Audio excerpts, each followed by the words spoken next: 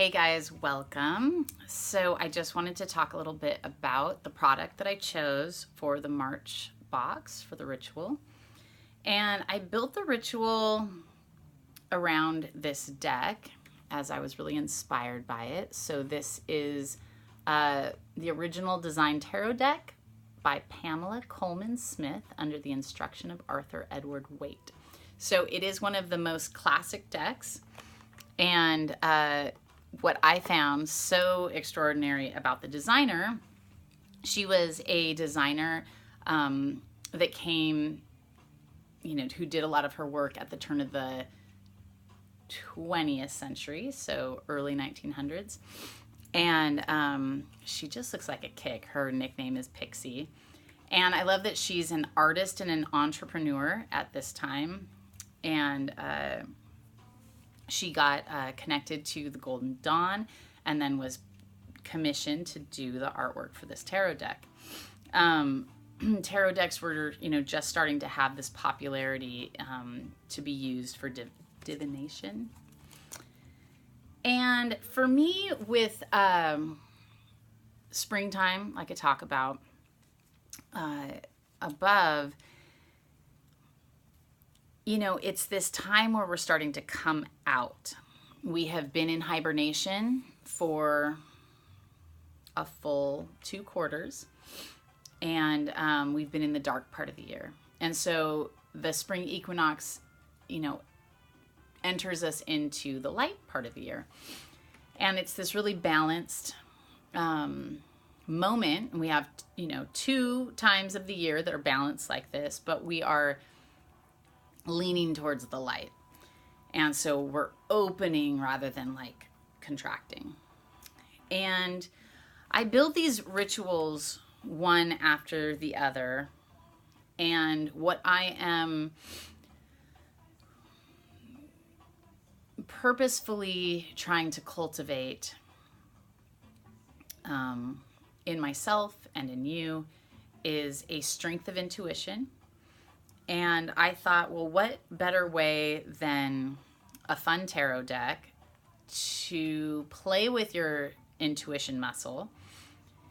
And I felt like springtime is a great time to engage in this practice. We're coming out into the world more. We're shedding clothing. We are going to be more social. We might be going out to cafes and parks, and we're seeing more people. But part of that, and part of the symbology of the equinox and Ostara is rebirth. The Earth is going through this time, in the northern hemisphere, of course. Everything's opposite on the other side of the planet. But we are going through a rebirth where everything has been dormant and now it's coming back to life. And the year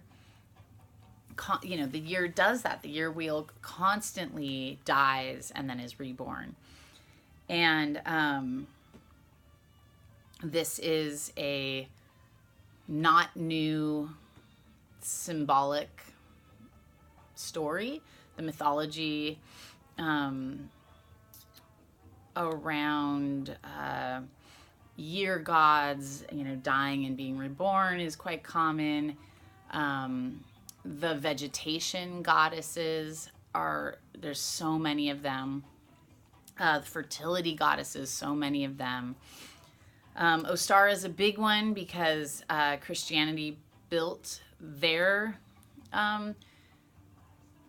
holiday around it. So it was directly taken from the Ostara story. And so, these symbols of the egg and the hare and these animals that, represent to us sex and reproduction and, this kind of wild energy of springtime that's very much about either getting pregnant, thinking about getting pregnant. It's also, Ostara is a maiden goddess, so there's sort of this possibility. There's a lot of flirtation with the initiation that's to come in spring because it's not like fully realized, but there is this like Imbolc, you know, mentions some things to us like the sun is coming, and then spring is like now it's happening. So now it's like an action time. And so this rebirth of ourselves, for me, when we're talking our spiritual selves and we're talking about ritual, how can we upgrade or grow our spiritual selves and rebirth in the new year? So being inside of a tarot, ritual that's based around tarot, this ritual that I designed is really about growing your intuition. And this specific ritual, I highly recommend playing with the deck, a bunch, and really working on trusting your intuition and following your intuition and journaling what comes up for you. But this ritual specifically, it's very simple in the fact that you just go into a meditation, you call on your higher self, which a lot of my rituals will be that, just asking yourself to come down to give you your own divine insight. And so then we do a spread that is based around these parts of ourselves. So the dark, the light, the masculine, the feminine, and the inner and the outer.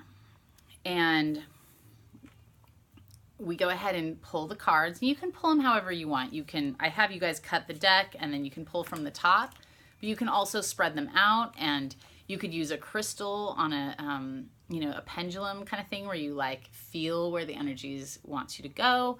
I personally just shuffle the deck, and that's part of it too. Like you say something to build intention around the deck, and then you pull your cards and you make the spread.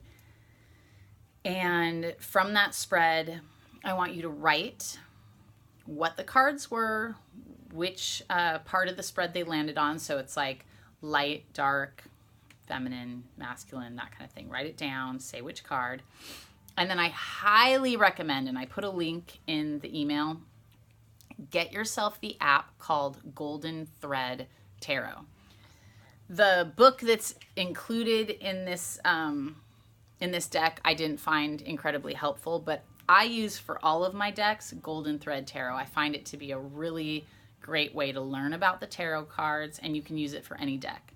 And if you are somebody who didn't get the product with the your subscription and are just doing the ritual, you can use any deck you want.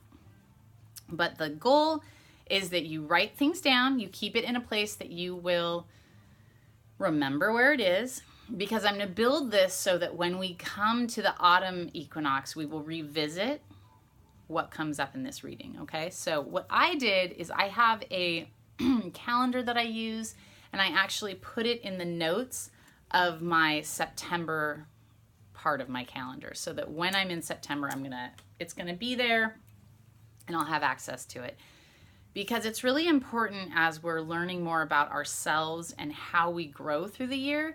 All of this is feedback for us to have a better understanding about our connection to the spiritual world, how we are connected to the Sabbats, how we are connected to the moon, what comes up for us, how we've grown past certain things, how we're still, challenged by certain things. And so the reflection is huge. The feedback is huge. Let me say this also, when you get your deck, let me show you some pictures really quick too, so you can kind of see the style. I love this artist. I love that she's Pixie. The turn of the century, you got to see a photo of her. Look her up. She blew my mind. I was so in love with her once I read about her a little bit. And I love her graphic art stylings. It gives you a lot to work with. Not all cards do that. It's both simple, but there's a lot to work with. And it's not so overwhelming that you're not sure which way to go, but you can get a really nice sense of what the cards mean. And I highly recommend, before you even look up what they mean in actuality, to really just trust your instinct and then write down what it is that came to you, okay?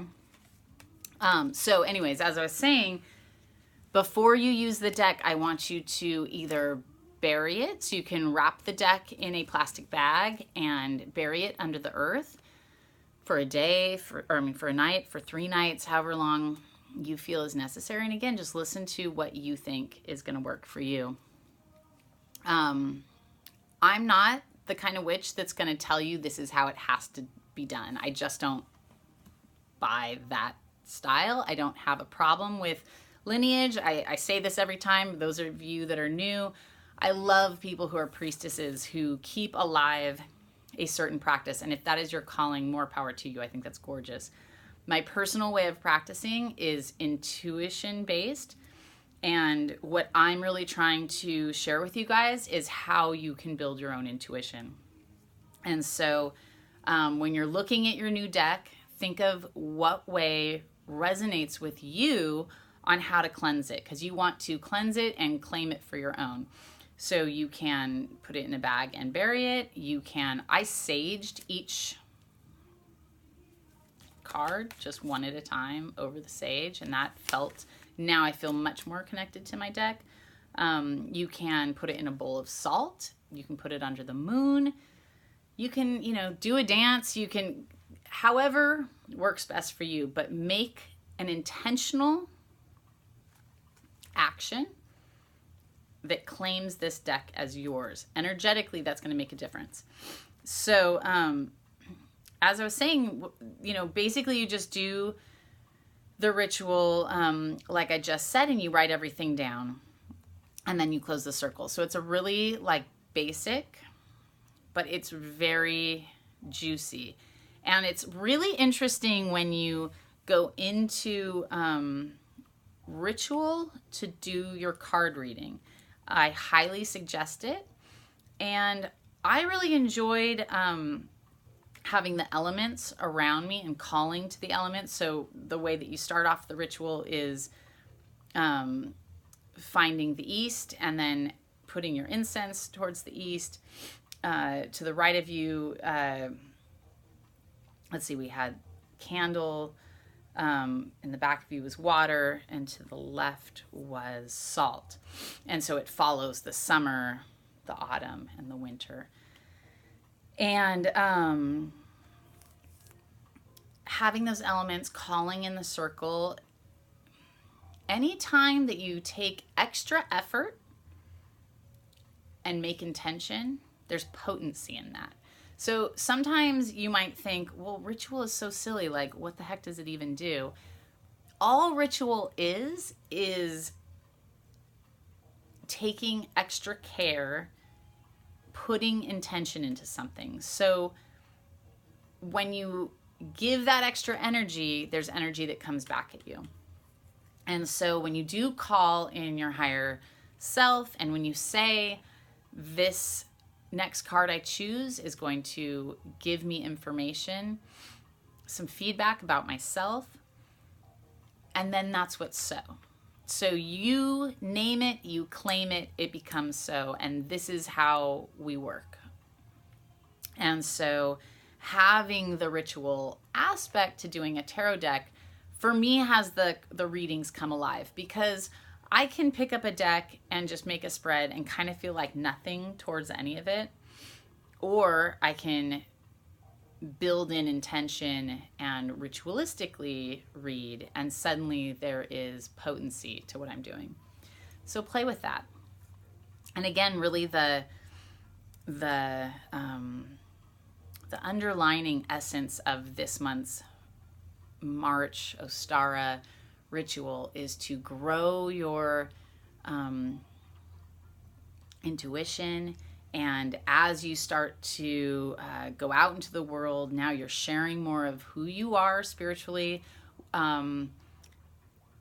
Pagans have had to go underground. Something that's beautiful about the tarot deck is just how many little secret nuggets are built into something that appeared benign, like a toy. And so it's really part of our historical, I mean, part of our story is that we've had to be underground. We were prosecuted. There was a time where if you believe these things, you could get killed. And even in the United States, it wasn't that long ago that they were burning witches at the stakes. So this is very real for us, you guys. So as we're healing our ancestors' experiences and just the consciousness that we all share, this ability to come out, of the closet of being a witch or being a pagan or being, into an earth-based spirituality, it's a real thing. We don't always feel very strong about it, and we don't always feel safe, and that's normal and okay. But this ritual is really about having you take those steps to start playing with it more, owning it more, being more comfortable. And for those of you who've worked with tarot a bunch, hopefully you'll just love this deck. As I said, it's very classic, and Pixie made it for us. So how adorable is that? She's so rad. And it was made, under the, it was paid for by the Golden Dawn. So I just love, anything, thelemic related or, that kind of turn of the century occult just has a place in my heart. I find it kind of lovely. So I hope you do too. I hope you enjoy the deck, and I really hope that you enjoy Golden Thread Tarot. They haven't paid me to say that. I get nothing from them. I just love that app, and that's my gift to you, is to experience it. I think it's a really great app for learning more about tarot decks. And that is all for now, and I will see you in April. Thank you guys so much. Oh, and I just wanted to say too, this is last but not least.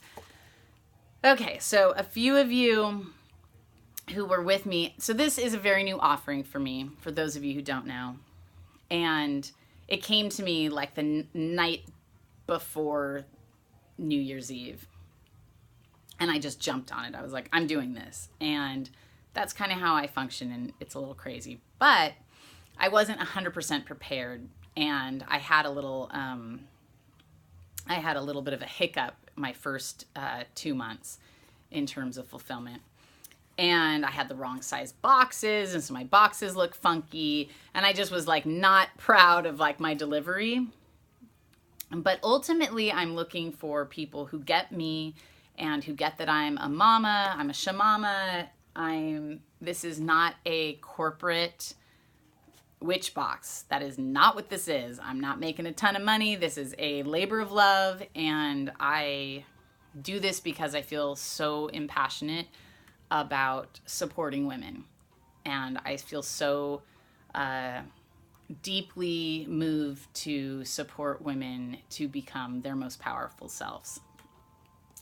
All that being said, I just wanted to thank you guys for sticking with me, trusting in me, and I hope to deliver better boxes. I also am a perfectionist, so I don't think that's okay, but I really, really appreciate that you have the trust in me and that you enjoyed my rituals enough that you stuck with me. And I wanted to show you the new box because I think it's really fabulous. It's got this gorgeous print on it, and it opens up and it has a whole synopsis inside.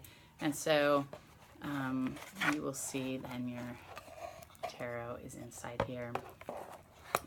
So that is the new box, and I might still explore other boxes. What I'm trying to find is something that doesn't take too much out of